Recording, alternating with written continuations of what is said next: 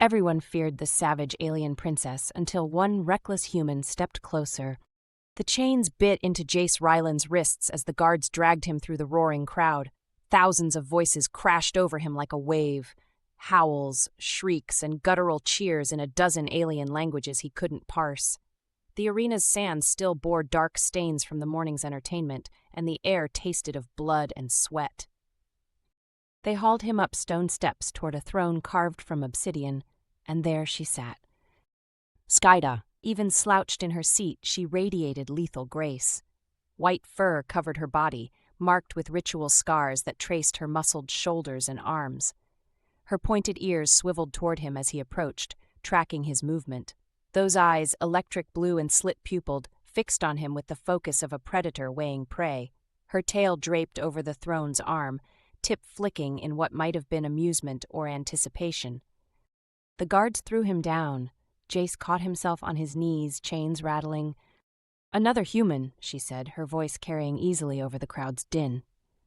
The arena fell silent. She stood, uncoiling from the throne with fluid precision. Her armor, if those strategic plates of dark metal could be called armor, left little to imagination while protecting vital areas. A wicked curved blade hung at her hip. She descended the steps, each footfall deliberate. "They say your kind bleeds red," she continued. "Want to find out?" The crowd's silence shattered into chaos.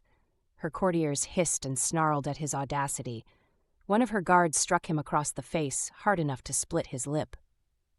Skaida raised one clawed hand. Silence returned instantly. She circled him, close enough that he could smell her, something wild and sharp, like ozone after lightning. Her tail brushed his shoulder as she passed behind him. "Look at me!" Jace lifted his head. Blood trickled down his chin. She crouched before him, bringing those devastating eyes level with his. Up close, he could see the predatory structure of her face, the slight elongation of her jaw, the way her lips curved over prominent canines. Beautiful and terrifying in equal measure. "Humans usually beg," she said. "I'm not usual." Her ears tilted forward. Something flickered across her expression. Surprise, maybe interest. "No," she agreed, reaching out to grip his jaw with clawed fingers. She turned his face, examining the damage her guard had done. "You're either very brave or very stupid." "Can't it be both?" A low sound rumbled from her chest. Not quite a growl, not quite a laugh. She released him and stood, addressing her court. "This one has a tongue," she announced. "Let's see if he has spine to match." The crowd roared approval. She returned to her throne, settling into it with languid satisfaction, her tail curled around the armrest. "I offer you a choice, human. Beg for your life, and I'll grant you a swift execution. Or—" She paused, and her lips pulled back to reveal those fangs fully. "You can fight in my arena, survive, and you earn another day of breath. Fall, and you die with honor." The logical play was to beg, take the quick death, let his backup team complete the mission. He'd gotten close enough to confirm Skaida's location and security measures. His commanders would call it a successful reconnaissance sacrifice. But intel suggested she kept her inner circle close. The conspiracy his team had uncovered ran through her court like rot through meat. If someone was planning to use her empire to ignite a galactic war, he needed access to that court. And she was giving him an opening. Jace met her gaze across the arena. "I'll fight." Her ears snapped fully forward. Several courtiers exchanged glances, some amused, others intrigued. Skaida leaned forward, elbows on her knees. "Say that again." "I said I'll fight," he repeated, letting his voice carry. "In fact, I volunteer. Give me your best. Give me your champion." The arena exploded with noise again. Skaida remained utterly still, studying him with an intensity that made his pulse quicken for reasons that had nothing to do with fear.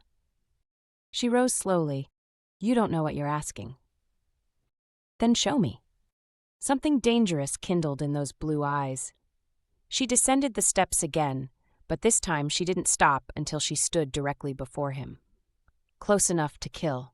Close enough for him to see the muscle coiled beneath that white fur, the breadth of her shoulders, the way her breathing had quickened just slightly. "My champion has killed 47 opponents," she said quietly, meant only for him. "He tears them apart. The crowd drinks their blood from cups. they'll do the same to you. Maybe, Jace said, or maybe I'll surprise you. Her tail lashed once, sharp as a whip crack. Guards, she called, not breaking eye contact. Take him to the holding cells, feed him, let him rest. She leaned down, bringing her muzzle close to his ear. Tomorrow you'll face Kragth and Human? Her breath was hot against his skin.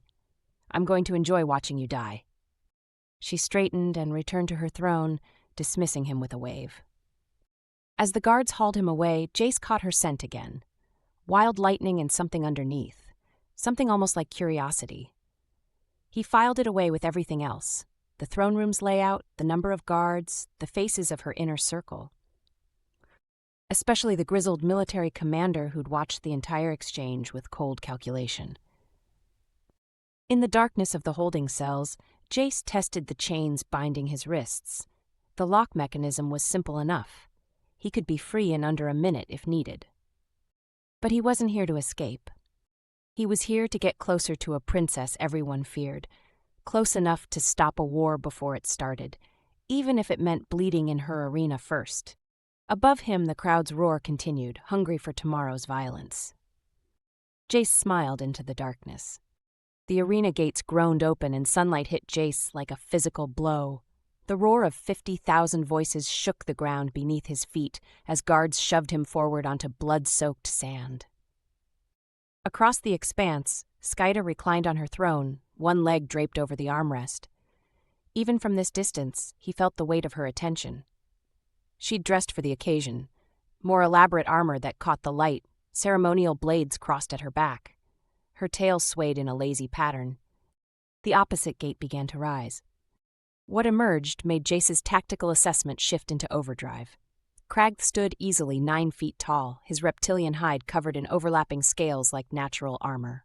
Muscles corded his frame, built for pure destructive power. 2 sets of arms, ending in clawed hands.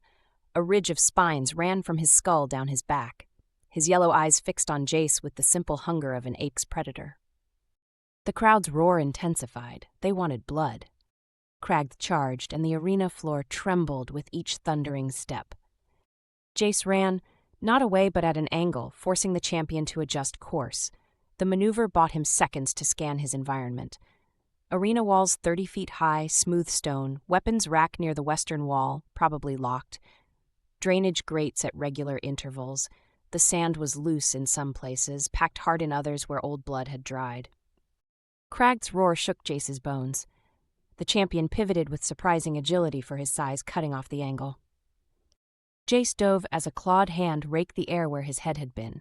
He rolled, came up running, grabbed a handful of loose sand. Kragth charged again. At the last second, Jace dropped and slid beneath those massive legs, throwing the sand up as he passed. The champion bellowed as grit hit his eyes. Jace scrambled to his feet, sprinting for the drainage grate he'd spotted. Behind him, Kragth thrashed, momentarily blinded. On her throne, Skaida sat forward. Her tail had stopped swaying. Jace reached the grate and kicked it hard. The rusted metal gave way with a shriek. He grabbed the broken edge, sharp enough to cut his palm, and spun as Kragth's vision cleared. The champion came slower now, wary, all 4 arms spread wide to prevent another escape. Jace backed toward the arena wall, letting himself be cornered. Playing weak. Kragth's lips peeled back from fangs the size of daggers. He lunged. Jace waited until the last possible moment, then dropped flat. The champion's momentum carried him into the stone wall with bone-crushing force. Before Kragth could recover, Jace was up, slashing with the grate's jagged edge across the back of one massive knee. Blood, green and viscous, sprayed across the sand. Kragth howled and spun, but his injured leg buckled. He dropped to 3 limbs. The crowd's roar changed pitch, confusion mixing with excitement. Jace kept moving, circling, staying just out of reach. Let the wound work. Let exhaustion set in. Fight smarter. Skaida's claws dug into her throne's armrests. Kragth adapted, using his arms to compensate for the damaged leg. He grabbed chunks of the arena floor and hurled them. Jace dodged, but one caught his shoulder hard enough to spin him. He hit the sand and rolled, came up limping. Now they were both wounded. The champion pressed the advantage, closing distance with brutal efficiency despite his injury. Jace feinted left, went right, but those forearms had too much reach. Claws raked across his ribs, tearing cloth and skin. Pain blossomed hot and immediate. Jace stumbled backward, blood soaking his shirt. Kragth roared triumph and charged for the kill. Jace planted his feet and hurled the jagged great piece straight into the champion's open mouth. The metal lodged deep in Kragth's throat. The champion's roar became a gurgle. He clawed at his own face, trying to dislodge it. Jace seized the moment, sprinting forward and leaping onto Kragth's back. He grabbed one of the ceremonial spines and held on as the champion thrashed. The crowd was screaming now, a sound like hurricane winds. Jace wrapped his arm around Kragth's thick neck and squeezed, using his body weight as leverage. The champion's movements became frantic, desperate. They crashed into the arena wall. Jace's grip loosened but held. Kragth staggered, weakening from blood loss and oxygen deprivation. Finally, inevitably, the champion collapsed. Jace rolled clear as Kragth hit the sand face first and didn't rise. The massive chest still heaved, unconscious, not dead. The arena fell silent. Jace stood on shaking legs, blood running freely from his wounds. He looked up at Skaida's throne. She was standing, both hands gripping the armrests she'd just released. Her ears were pinned back, eyes wide. For the first time since he'd seen her, that predatory confidence had cracked into something raw. Surprise! The crowd erupted, half-roared approval, half-howled outrage. Skaida raised one hand and silence fell like a blade. "Approach," she commanded. Jace walked across the arena, each step sending pain through his torn ribs. Blood dripped behind him, leaving a trail. He climbed the steps to her throne, aware of every courtier's eyes tracking him. General Vorath watched from his position at Skaida's right hand, expression unreadable. Skaida descended to meet him, stopping one step above so they were eye level. "You fight without honor," she said quietly. "I fight to win." Her tail lashed. "You humiliated my champion." "I beat your champion." Something flickered across her face. Anger, yes, but underneath it something else, something that made her pupils dilate slightly. She reached out and traced one claw along his torn ribs. He flinched but didn't step back. She brought the claw to her mouth and tasted his blood, those blue eyes never leaving his. "You bleed red," she confirmed. "Disappointed?" Her lips curved, showing fang, intrigued. She turned to address the crowd. The human lives, the arena exploded with noise. She waited for it to subside. "He has earned another day." Turning back to Jace, she leaned close enough that he felt her breath. "Tonight, you'll come to my chambers. I'm not finished with you yet." It wasn't a request. Guards moved to escort him away, but Skaida stopped them with a gesture. "Sarek," she called to her guard captain, "see that he's treated by the healers. I want him in one piece." The captain, a battle-scarred male of her species, nodded once. As they led him away, Jace glanced back. Skaida had returned to her throne, but her gaze followed him. Her tail moved in slow, deliberate patterns. Whatever game they were playing had just become infinitely more complicated. And infinitely more dangerous. The healers had done their work well. Jace's ribs still ached, but the deep gashes had been sealed with some kind of biofoam that itched as it accelerated cellular repair. He'd been given fresh clothes, simple dark fabric that felt expensive against his skin, and escorted through the palace's labyrinthine corridors. 2 guards flanked him as they stopped before massive doors carved with scenes of ancient battles. One knocked twice, then pushed them open. Skaida's chambers sprawled before him like a predator's den. Furs covered a platform that served as her bed. Trophies from defeated opponents lined the walls, and weapons hung in carefully maintained displays. Floor-to-ceiling windows opened onto a balcony overlooking the arena, letting in the cool night air. She stood on that balcony, her back to him. She'd shed the ceremonial armor for something simpler. Dark fabric wrapped around her form, leaving her shoulders and arms bare. Her tail swayed gently. "Leave us," she said without turning. The guards retreated, doors closing with a heavy thud. Jace stepped further into the room, his boots silent on thick carpet. She still didn't turn. "You surprised me today," she said finally. "Good." Now she turned, and the moonlight caught her features. Without the throne room's harsh lighting, she looked different. Younger, maybe. Less the savage empress and more something he couldn't quite name. "No one surprises me," she continued, moving toward him with that fluid grace. "I've ruled this arena for 6 cycles. I've watched thousands fight and die. I know every tactic, every desperate gambit." She circled him slowly, close enough to touch, but not touching. "But you," she stopped in front of him, "you didn't fight like a warrior. You fought like a survivor." "Is there a difference?" "Warriors seek glory, survivors seek tomorrow." Her head tilted. "Which are you, Jace Ryland?"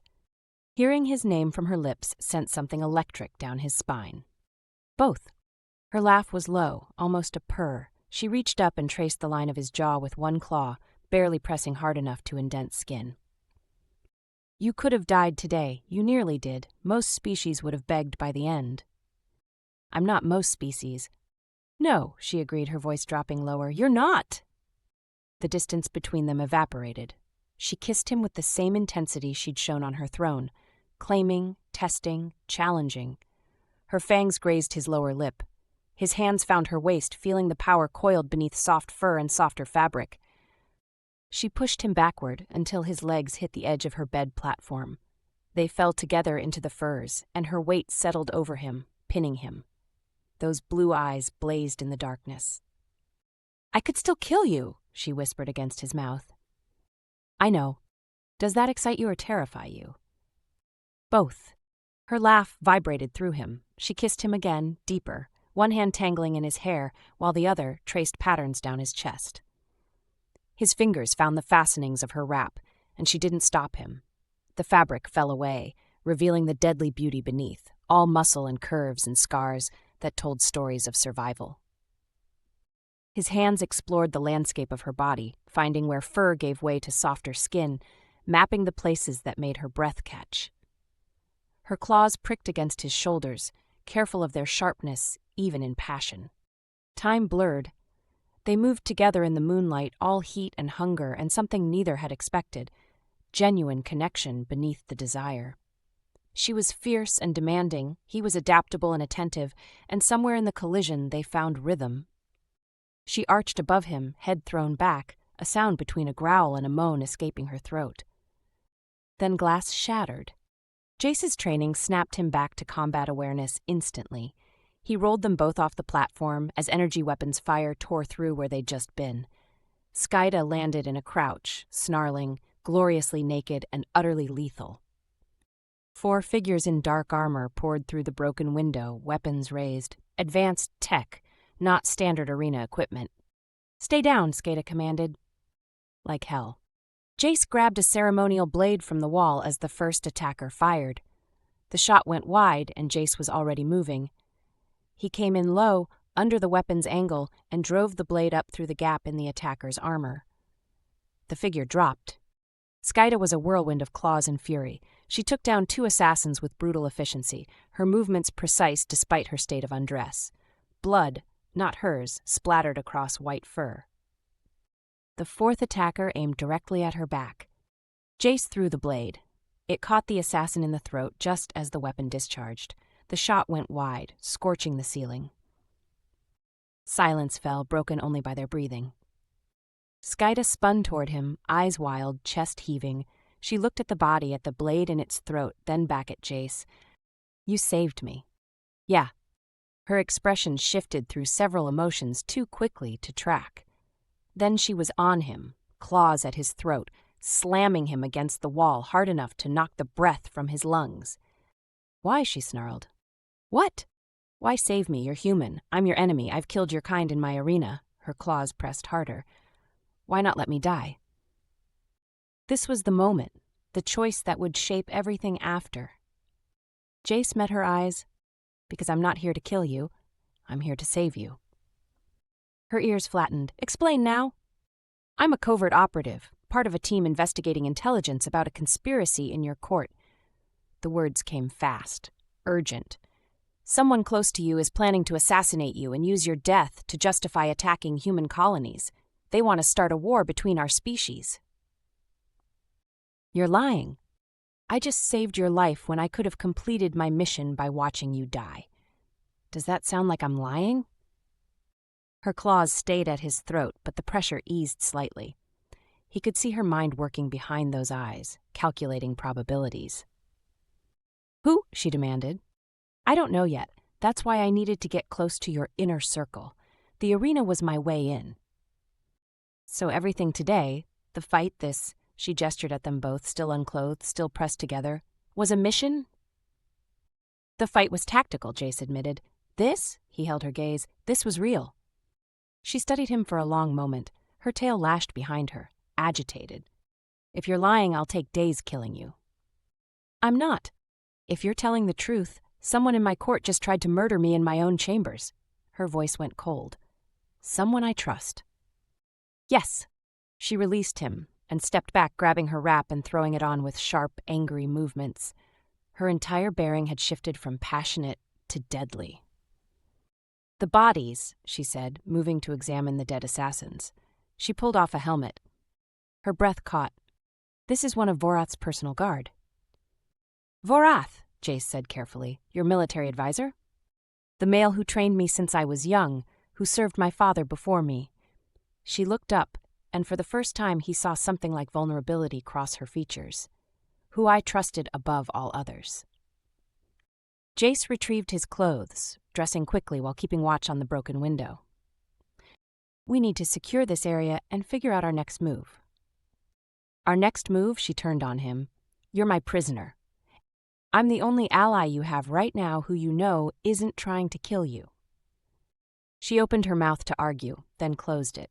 Her claws flexed, and he could see the war playing out across her face. Pride versus pragmatism, fury versus survival instinct. Finally, she moved to a communications panel. "Sarek, my chambers now, come alone." She looked back at Jace, her expression unreadable. "If you've deceived me, human, death will be a mercy I won't grant." Understood. But as they waited for her guard captain, standing amid the wreckage of the assassination attempt, something had fundamentally shifted between them. The game had changed, and neither of them knew if they'd survive what came next. Sarek arrived within minutes, blade drawn, 3 loyal guards behind him.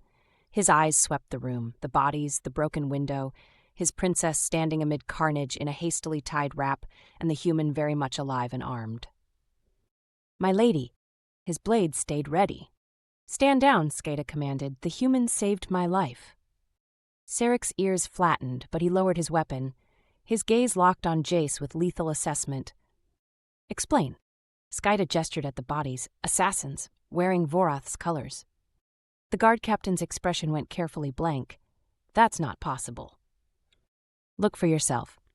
Sarek examined the bodies, his movements methodical. When he straightened, something dangerous flickered across his features. "General Vorath has served your family for 30 cycles." "I know," Skaida said quietly.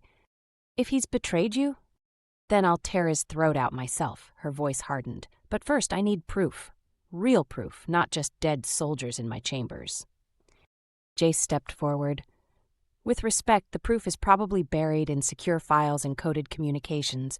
We need time to investigate." Sarek's attention snapped to him. You're a prisoner." "He's an operative," Skaida corrected, "sent to investigate a conspiracy to start a war between our species." The captain's stance shifted subtly, weight redistributing, combat ready. "And you believe him?" "He could have let me die tonight. He didn't." She moved between them, claiming the space. "Right now, he's the only one I'm certain isn't trying to kill me." Sarek's jaw tightened, but he nodded once. "Orders?" "Seal this wing. Tell the court I'm indisposed from tonight's entertainment." Her lips curved slightly. "Let them draw their own conclusions." Understanding flickered in Sarek's eyes. "You want Vorath to think his plan succeeded?" "I want him confident. Mistakes happen when people feel safe." She looked at Jace. "We'll need access to military communications. Can you decrypt secure channels?" "Given the right equipment, yes." "Sarek, have technical supplies brought here discreetly. Nothing that would raise suspicion," she paused. "And bring me something that proves my human pet has been thoroughly enjoyed. Torn clothing, blood, make it convincing." The captain's expression suggested he found the entire situation distasteful, but he bowed. "It will be done." After Sarek and his guards removed the bodies and departed, Skaida secured the doors and moved to a hidden panel in the wall. It opened to reveal a small armory and what looked like surveillance equipment. "My father was paranoid," she said, pulling out a data tablet. "I inherited the trait." Jace joined her, examining the equipment. "Standard encryption protocols, nothing he couldn't work with. This is good. We can tap into your palace network from here." "How long?" "To break military-grade encryption, hours, maybe more." She handed him the tablet, their fingers brushing. The contact sent heat through him despite the circumstances. "Then we should discuss our cover story," she said. "Which is, you're my newest obsession, a human plaything I've claimed for myself." Her tail swayed. "It explains why you're alive, why you're in my chambers, and why I'd be distracted." "And if Vorath comes calling?" "He won't, not directly." She moved to a cabinet and retrieved 2 glasses and a bottle of amber liquid. "He'll watch, he'll wait, and he'll plan his next move, which gives us time." She poured and handed him a glass. He sniffed it, sharp, alcoholic, probably potent. "To unlikely alliances," she said. They drank. The liquid burned pleasantly down his throat. Jace set up the decryption protocols while Skaida changed into proper clothing, fitted armor that covered more but somehow seemed just as dangerous. She moved around the room with restless energy, her tail betraying agitation. "Tell me about Vorath," Jace said as code scrolled across the screen. She was quiet for a moment. "He trained me after my father died, taught me to fight, to lead, to inspire fear. He said fear was the only currency that mattered in an empire built on combat." "You believed him." "I was young, alone. My father's enemies circled like scavengers." She stopped at the window, looking out over the arena. "Vorath made me strong enough to survive." "And now he wants you dead." "Apparently," her claws scraped against stone. "The question is why. He has power, position, respect. What does he gain from my death?"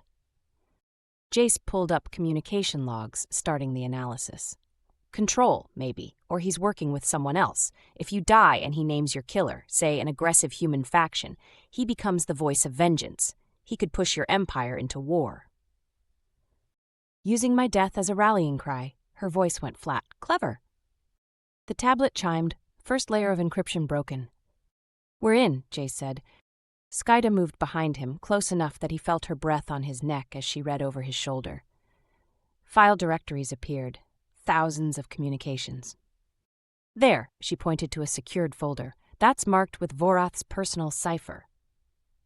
Jace isolated it and set the decryption running. "This will take time. The security is layered." "Then we wait." She settled onto the furs beside him and they worked in silence. Hours passed. The moons moved across the sky. Occasionally she would point out something relevant. A name, a reference to troop movements. Her knowledge of military operations was extensive. The decryption finished as dawnlight began creeping through the windows. What they found made Jace's blood run cold. "These are deployment orders," Skaida breathed, reading the files. "Dated for 3 days from now. He's been moving battalions toward the human border for weeks." "Under what authorization?" "Mine, apparently." She pulled up forged documents bearing her seal. "He's planning to make it look like I ordered an invasion." Jace scrolled further. "Here, communication with an off-world contact. Someone's paying him. A lot." The sender's identity was encrypted, but the message was clear enough. The princess must fall during the games. Make it public. Make it brutal. Make it human. Skaida's claws punctured the fabric beneath her hands. "The annual games," she said, 4 days from now. Every dignitary in the sector will be present. He's planning something spectacular. A grand assassination in front of witnesses, blamed on humanity. She stood abruptly, pacing. "It's perfect. The Empire would demand blood. War would be inevitable." Jace saved the files to a secure partition. "We have evidence now. You could arrest him." "On what grounds? Forged documents and a few messages?" She shook her head. "His forces are loyal to him. If I move against him without overwhelming proof, I risk civil war within my own empire." "So we wait, let him think he's won. And catch him during the attempt." She turned to face Jace fully, "With you as my accomplice." "Dangerous plan." "You have a better one?" He didn't. She moved closer, and the predatory calculation in her eyes shifted to something else. Something hungry. "We have 4 days," she said softly. 4 days to plan, to prepare, to convince my court that you're nothing more than my current fascination. And how do we do that? Her lips curved, by making it believable. She kissed him, and this time there was no assassination attempt to interrupt them. They fell into the furs together as sunlight spilled across the room, and Jace found himself forgetting, temporarily, about missions and conspiracies and wars. There was only her, only this. When they finally surfaced, tangled together and breathing hard, she traced one claw along his jaw. "You're either the most brilliant operative I've ever met," she whispered, "or the biggest fool." "Still can't be both?" Her laugh was genuine this time, unguarded. Perhaps. But as they lay there in the growing light, both of them knew the clock was ticking.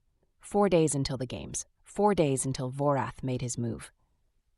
4 days to save an empire and prevent a war. Or die trying.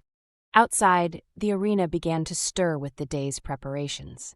Inside Skaida's chambers, 2 unlikely allies planned for a battle that would determine the fate of billions. And discovered that somewhere between deception and danger, something real had taken root. The annual games dawned with blood-red skies. Jace stood beside Skaida's throne, wearing the ornamental collar she'd clasped around his neck that morning. To the assembled court, he was her pet, a human curiosity she'd claimed after his surprising arena victory. The collar's weight reminded him of the role he played, but the look she gave him when no one watched held different promises entirely. The arena had been transformed. Banners from a dozen worlds hung from the walls. Dignitaries filled the premium seating. Warlords, merchants, politicians all gathered to witness Skaida's legendary games. Vorath stood at his usual position, armor polished, expression serene. He looked like a loyal general, not a traitor counting down to assassination. "Nervous?" Skaida murmured, her voice pitched for only Jace to hear. "Terrified? Good, fear keeps you sharp." Her tail brushed his leg beneath the throne's shadow. "Remember the plan." The plan was madness, but it was all they had. Sarek appeared at the throne's base and bowed. "My lady, the exhibition matches are ready." "Begin," Skaida commanded. The games commenced with traditional combat, skilled warriors from across the Empire demonstrating their prowess. The crowd roared approval.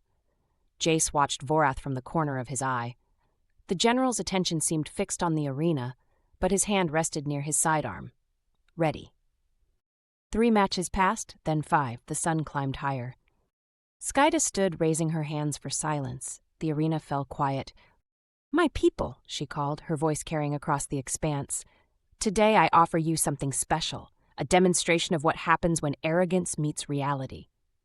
She gestured to Jace. "My human pet believes he can survive anything my arena offers. I intend to test that claim." The crowd erupted in excitement. Jace felt his pulse quicken despite knowing this was planned. "Vorath," Skaida continued, "select your finest warriors. 3 of them. Let's see if this human's luck holds." The general's eyes gleamed, he bowed. "As you command, my lady." This was the moment they'd been waiting for. Vorath would choose fighters he controlled, fighters who would turn on Skaida when the moment came. Jace descended to the arena floor and the gates opened. 3 warriors emerged, heavily armed and armored. He recognized the formation, military precision, not gladiatorial showmanship. These were soldiers, not entertainers. The match began. Jace engaged them carefully, making it look competitive while watching for the signal. The crowd was engrossed, their attention locked on the spectacle. Perfect cover for what came next. Above, Skaida remained standing, every inch the Empress. But her hand moved to her blade. Vorath stepped closer to her throne. His personal guard, 20 soldiers in formation, moved with him. Subtle, but Jace caught it. Sarek's position shifted to intercept, loyal guards flanking him. Then everything happened at once. One of Jace's opponents lunged not at him, but toward Skaida's throne, weapon raised. The other 2 followed, abandoning their fight. In the stands, more soldiers in civilian clothes drew concealed weapons. The trap sprung, but Skaida was already moving. Her blade sang from its sheath as she leapt from the throne, meeting the first attacker midair. They collided in a spray of blood. his blood. She landed in a crouch, snarling. Vorath drew his weapon, aiming directly at her. "My lady, behind you!" Sarek's shout carried across the arena. Skaida spun, but Vorath already had the shot lined up. His finger tightened on the trigger.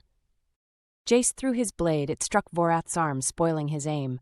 The shot went wide, vaporizing a chunk of the throne. Chaos erupted. The crowd screamed, scrambling for exits. Vorath's soldiers engaged Sarek's guards throughout the arena. Combat spread like wildfire. Jace sprinted for the throne platform, disarming a mercenary on the way and claiming his weapon. He took the stairs 3 at a time as Skaida carved through attackers with savage efficiency. "Vorath!" she roared. The general had retreated behind a line of his elite guard, blood streaming from his wounded arm. "You were supposed to die," he snarled, cleanly, heroically, "not like this." "Explain yourself," Skaida demanded, her blade dripping crimson. "Your father was weak. He sought peace with the humans, wanted to transform our empire into something soft." Vorath's expression twisted. "You were supposed to be different, stronger, but you inherited his weakness. So you decided to make me a martyr. Better a dead hero than a living coward. Your death would have united the empire, given us purpose. War brings strength." Jace reached Skaida's side, weapon raised. Together they faced Vorath's remaining guard. "You trained me," Skaida said, her voice carrying an edge of pain. "Everything I am, you shaped." "I trained you to be a weapon," Vorath corrected. "Not to make peace with humans, not to show mercy." His gaze flickered to Jace. "Certainly not to bed them." Skaida's ears flattened. "My empire, my rules. Then your empire dies with you." Vorath's elite charged. The battle was brutal and close. Skaida fought with the precision he'd taught her, every move a testament to his training. But Jace fought beside her, covering her flanks, anticipating her movements with the coordination they'd developed over 4 days of planning and passion. They moved like a single entity, her savage power complemented by his adaptability. One by one, the elite fell. Sarek's guards pressed in, overwhelming the mercenaries in the stands. The tide turned. Finally, only Vorath remained, bleeding and backed against the throne. Skaida advanced slowly, blade ready. "You were like a father to me," she said quietly. "Your father is dead. I killed him." The words hit like a physical blow. Skaida froze. "What?"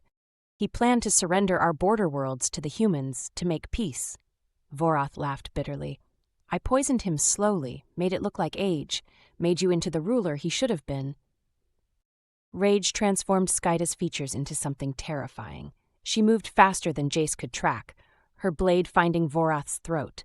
The general dropped, eyes wide with surprise. "You taught me well," she whispered.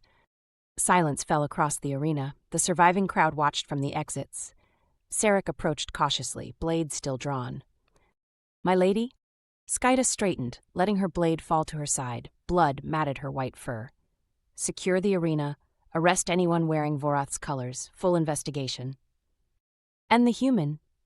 She looked at Jace, really looked at him. He still wore her collar, still covered in blood, still standing beside her throne. "The human stays." Murmurs rippled through the crowd, a human elevated above prisoner status, unheard of. Skaida raised her voice to address everyone still present. "General Vorath betrayed me, betrayed this empire. He planned to murder me and blame humanity, dragging us into a war that would have killed billions." She gestured to Jace. "This human uncovered the conspiracy. He saved my life, and he will remain here as my advisor." The word tasted strange, but she let it stand. In the days that followed, the extent of Vorath's conspiracy unraveled. Dozens of co-conspirators arrested, evidence of his crimes made public, the forged invasion orders exposed and countermanded. Dignitaries from human space arrived for emergency negotiations, shocked to find one of their operatives at the alien empress's side. Diplomatic channels opened that had been closed for generations. War was averted.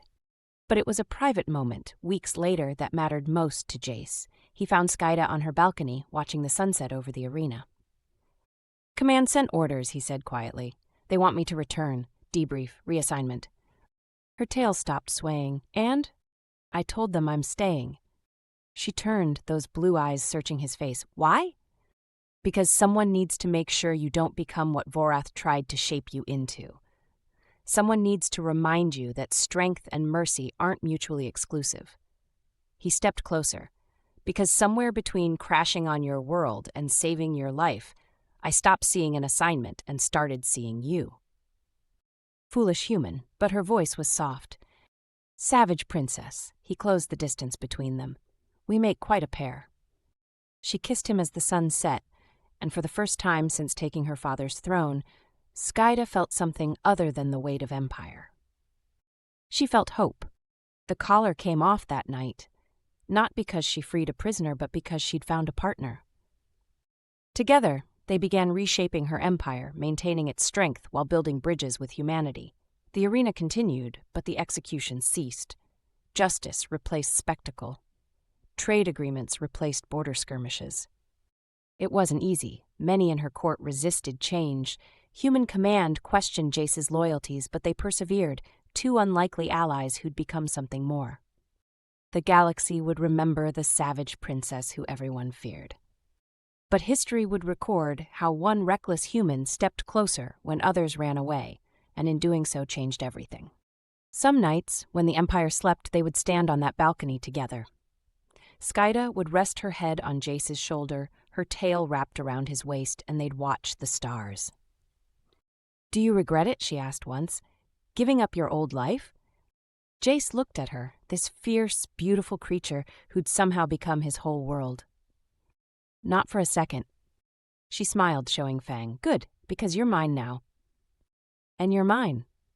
"Yes," she agreed, pulling him close. "Yes, I am." In the end, it wasn't fear that defined her legacy. It was courage, the courage to change, to trust, to love across impossible divides. And it all started with one human who refused to be afraid, who stepped closer and stayed.